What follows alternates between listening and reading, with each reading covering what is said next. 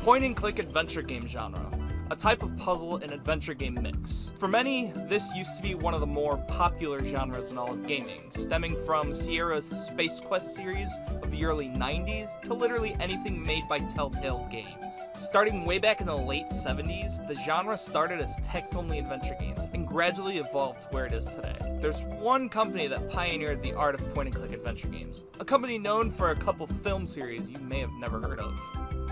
That company is Lucasfilms Games, otherwise known as LucasArts. There's a lot of games associated with LucasArts worth celebrating, but one of the games that solidified point-and-click adventures as what they are today was The Secret of Monkey Island.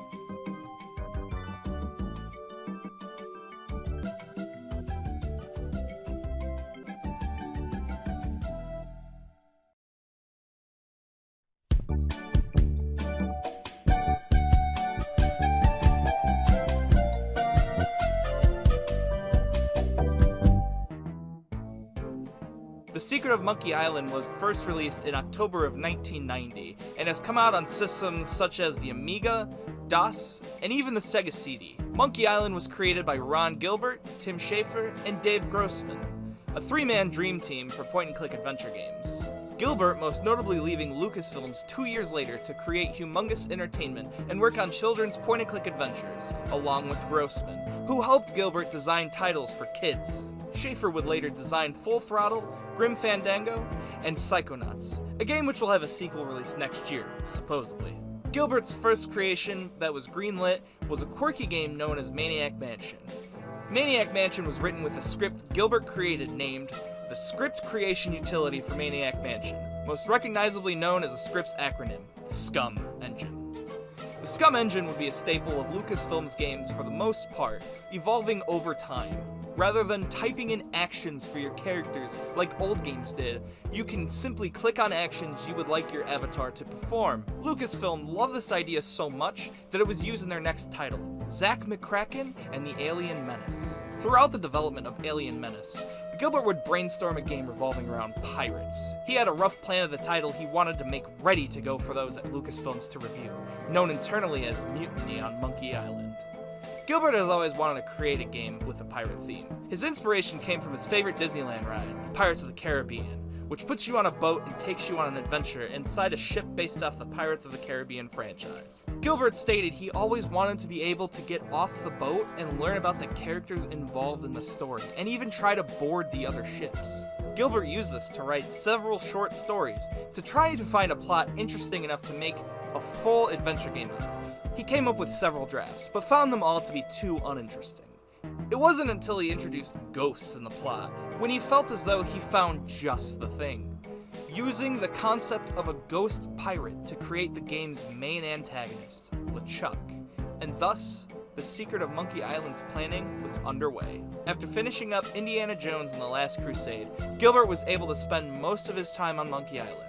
It took about 2 years for the game to be completed and released to the public. There was a focus on puzzles, a fantastic musical score, and making it nearly impossible to die. Unlike Sierra's games, which was infamously known for the myriad ways to die. Getting punched in the face by a bear? Dead!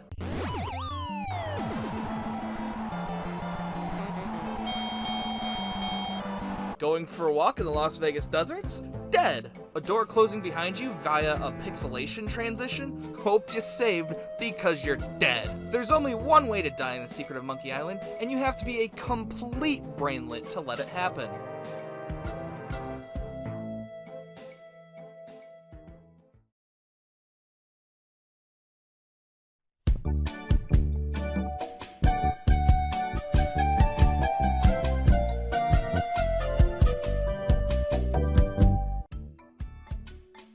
The Secret of Monkey Island begins with a full shot of Melee Island, the island in which our journey begins.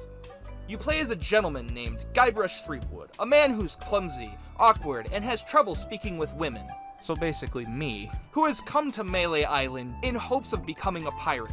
The Governor's Lookout proceeds to tell you how to begin your adventure by going into the Scum Bar and getting to know the locals.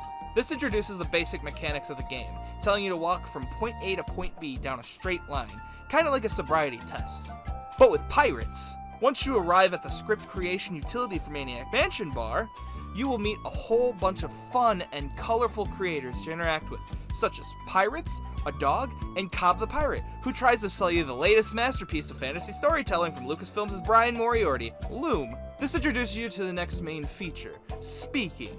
Speaking with everyone at the bar enables you to learn more about the island, find out what your next objectives are, and potentially purchase an inferior Lucasfilms game. After the Scum Bar, you get greeted with the first LeChuck cutscene, and the game's tutorial is essentially done and over with. This is what I enjoy about the way Monkey Island introduces the game's mechanics. It's a very subtle way of easing you into a gameplay experience without breaking the immersion. There is no press F to pay respects here. This is an okay, do this and that scenario that tells the player what to do and does this by using the most important mechanics in a game where the mechanics are being a functioning human being. After the cutscene with LeChuck, that's it. You're on your own. No more hand-holding. Do the trials in whatever order you'd like. Figure it out yourself. Monkey Island is an easy and short game if you have razor-sharp wit, and it doesn't hide that at all. If you don't have that, then you're a boring human being, and that's okay, because this game will teach you how to be the wittiest person in the world. Monkey Island is based on witty and humorous puzzles, like something that's not important being a red herring, or using a kitchen pot as a helmet. However, this pales in comparison to one of my favorite mechanics in this game, sword fighting. Now, normally when you hear sword fighting in video games, you think of gameplay from one of the most iconic video game series in recent history, The Legend of Zelda. I know, amazing, one-of-a-kind battle system, very heated and puzzling fights, engaging battles from start to finish. Well, throw that all out the window, because this game's mechanics are based off of insults! One of the things that makes this game memorable is a small section where sword fighting is based off of who can respond to an insult in the most wittiest way possible. Kinda like a 12-year-old trying to fight with you on Xbox Live. I want to know why you just shouted at me down the microphone. Come down, Snevik Hospitality, or come out my house. Oi, stop shouting, who do you think you are? Stop up your fucking voice box that you phone son. Every insult has its own set answer. For example, a pirate says, "You fight like a dairy farmer." And you respond with, "How appropriate, you fight like a cow." You have to then fight as many pirates to gain as much experience, or in this case, insults, to fight the Sword Master of Melee Island, who uses different insults, but can be countered with any rebuttal you have learned while grinding. So as time goes along, and you finish your 3 trials, the game's main plot begins. The governor of Melee Island gets kidnapped by LeChuck, and you have to get a crew together to save her from his evil clutches at his hideout at Monkey Island. Once you have your crew, and you set off in your beautiful, brand new pirate ship, you set sail for Monkey Island, and thus, your adventure truly begins. From here on out, Monkey Island takes a more serious turn. Kind of. You're no longer wandering around Melee Island like a lost pet, trying to figure out what it takes to be a pirate. This is the ultimate trial, finding the governor and saving her from the most cruel of all punishments, marriage. Using all that you learned in the 3 trials in Melee Island, you will brave this mystical island, in which many people have sailed to, but have never come back alive to tell the tale. Ah, no wonder why it's such a big secret.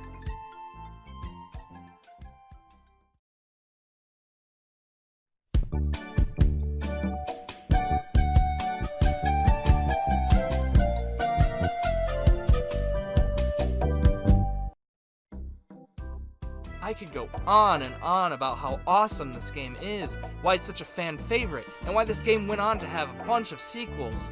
Not many point-and-click adventure games were quite like Monkey Island. Its exploration-focused gameplay, straight and to the point controls, and story as charming as it is unique.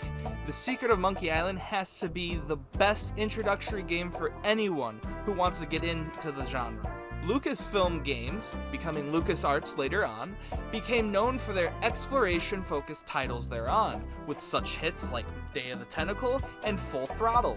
The game still holds up very well today, and has seen a remastered version out for Xbox 360, PlayStation 3, and Steam, where you could switch between the remastered graphics to the old-school CD version I've been playing throughout this entire video.